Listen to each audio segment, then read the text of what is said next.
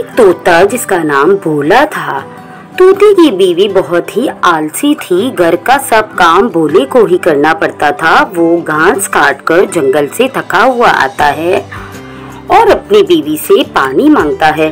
बरामदे में मटका रखा हुआ है, इससे पानी ले लो, मुझसे उठा नहीं जा रहा, आज मेरी तबीयत सही नहीं है। भोला खुद ही मटके से पानी लेकर पी लेता है।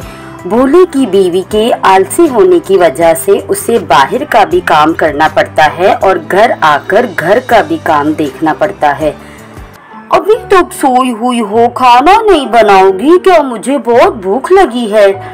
मेरे पाँव में बहुत दर्द है, उठा भी नहीं जा रहा। मैं उठकर किचन तक जाने की भी हिम्मत नहीं रखती, तो खाना कैसे बनाऊंगी?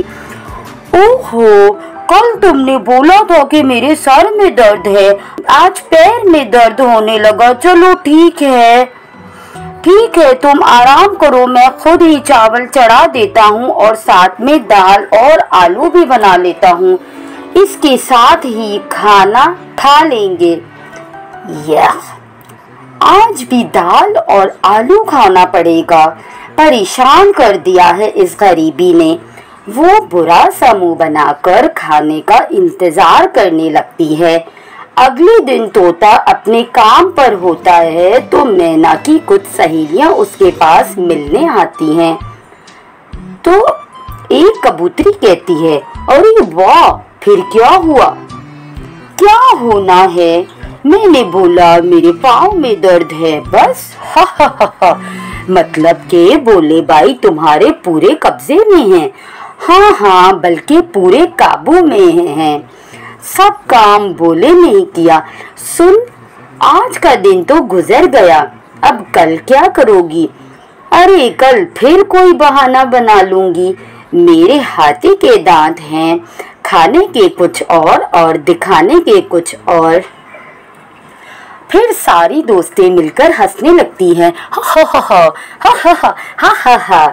और रात को जैसे ही भोले के घर आने का टाइम होता है, मैना फिर से बिस्तर पर पड़ जाती है और तोता आकर घर की हालत देखकर बहुत परेशान होता है, क्योंकि पूरे दिन के बर्तन धोने वाले पड़े थे। वो मैना के पास आकर बोलता है, सुनो, तुम्हारा पैर अब कैसा है? हाँ, कुछ बेहतर है। पूरे दिन काम करके मैं थक जाता हूँ, अब जरा उठो, बर्तन धो लो। अरे नहीं, अब इतना भी बेहतर नहीं है कि इतने सारे बर्तन धो सको। कुछ वक्त लगेगा, वरना मेरी तबीयत वापस बिगड़ जाएगी। तोता बेचारा कुछ नहीं कर पा रहा था और वहाँ से बर्तन धोने चला गया। फिर सुबह हुई तो तोते की बीवी की चिल्लाने की आवाज आई। तोता अपनी बीवी की चीखों की आवाज सुनकर डरकर अंदर दौड़ा। ओ खुदाया, पेट में कितना दर्द हो रहा है। बिल्कुल भी उठा नहीं जा रहा। पेट में बहुत दर्द है पेट में। बीवी की आवाज सुनकर तोता अंदर आया, लेकिन वो बेचारा क्या करता, उसे भी कुछ समझ नहीं आ रहा था। वो बीवी से कहने लगा, सुनो, आज मैं बाजार जाऊंगा, दोपहर में खाने के लिए नहीं आऊंगा। तुम्हारे लिए दाल रखी है, तबीयत सही लगे तो उठकर खा लेना। ये बोलकर तोता काम के लिए निकल जाता है। दाल खानी पड़ेगी।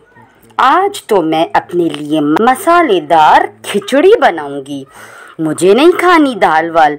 तोता जा रहा होता है कि रास्ते में उसे मोर चाचा मिलते हैं। कहाँ जा रहे हो? शहर के बाजार में बीज लेने जा रहा हूँ।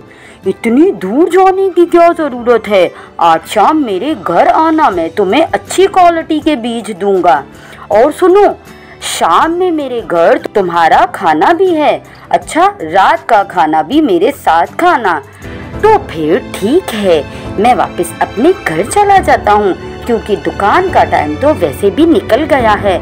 शाम में मिलते हैं और आपकी बहू को भी साथ में लेकर आऊँगा। ज़रूर। और तोता वहाँ से अपने घर की तरफ निकल पड़ता है। घर के करीब पहुँचते ही उसे शानदार मसालेदार खिचड़ी की अच्छी खुशबू आई। अरे, ये तो मेरे ही घर से आ रही है खुशबू।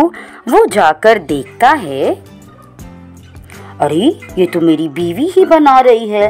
ओ, समझ गया, ये सब काम से बचने के लिए बहाने बनाती है। ठीक है, अब इसे मज़ा चखाता हूँ और अब मैं इसे बताऊंगा कि तुमसे काम कैसे निकलवाना है, कि कैसे काम करवाना है। फिर तोता पूरा दिन बाहर ही गुजारकर मोर चाचा की दावत भी उड़ाकर देर रात घर पहुंचता है।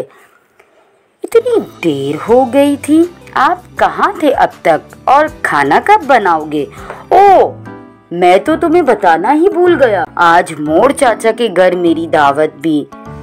मैं वहाँ से खिचड़ी, पकोड़े, सब्जी की चटनी, रबड़ी सब कुछ खा कर आया हूँ। तो फिर मेरे लिए क्यों नहीं लाए? अरे, मोरनी चाची तो भिजवा रही थी, लेकिन तुमने ही तो बोला था कि मेरे पेट में दर्द है और इतना तेल मसाला खाकर तबीयत और बिगड़ जाती तो। अरे, ये क्या मुसीबत है, दर्द तो मुझे सुबह में हो रहा था। चलो अब तुम सत्तू घोल कर पी लो और सो जाओ। सो जाओ यार, मुझे तो बहुत नींद आ रही है। ये बोलकर तोता सो गया। हाय हाय, ये क्या हो गया? खिचड़ी, पकोड़े, रबड़ी, सब्जी की चटनी सब अकेले ही खा आए और कुछ भी मेरे लिए नहीं लाए। सब कुछ मेरे हाथ से निकल गया। हाय हाय हाय।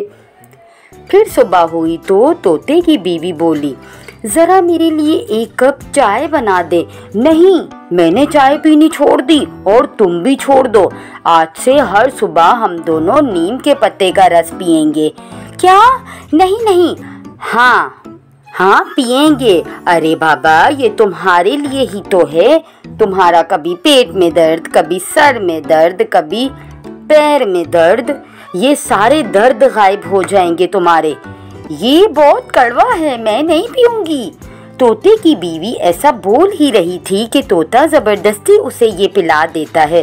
थू थू थू, ये बहुत गंदा है। दोपहर को खाने में तोते ने कद्दू की सब्जी और चावल बनाए, जो इसकी बीवी को बिल्कुल पसंद नहीं, लेकिन तोते ने इसको ये बोलकर खिला दिया कि तुम्हारी तबीयत के लिए ये बहुत अच्छी है। वो आखिर तंग आकर बोल पड़ी, सुनिए जी, मेरी तबीयत कोई ख़राब नहीं है। मैं झूठ बोल रही थी, मुझे काम ना करना पड़े इसीलिए मैंने सब ड्रामा किया था। मैं अब और नीम के पत्ते का रस, कद्दू की सब्जी और चावल नहीं खा सकती। इसका मतलब तुमने इतने दिनों से काम के डर से ये सारे बहाने बनाए थे और मुझसे सारा काम करवाती थी। जी, ऐसा ही है, मैंने बहुत गलत किया। मैं कल से सारा काम करूंगी, आपको एक भी काम नहीं करने दूंगी। वादा करती हो? हाँ, वादा करती हूँ।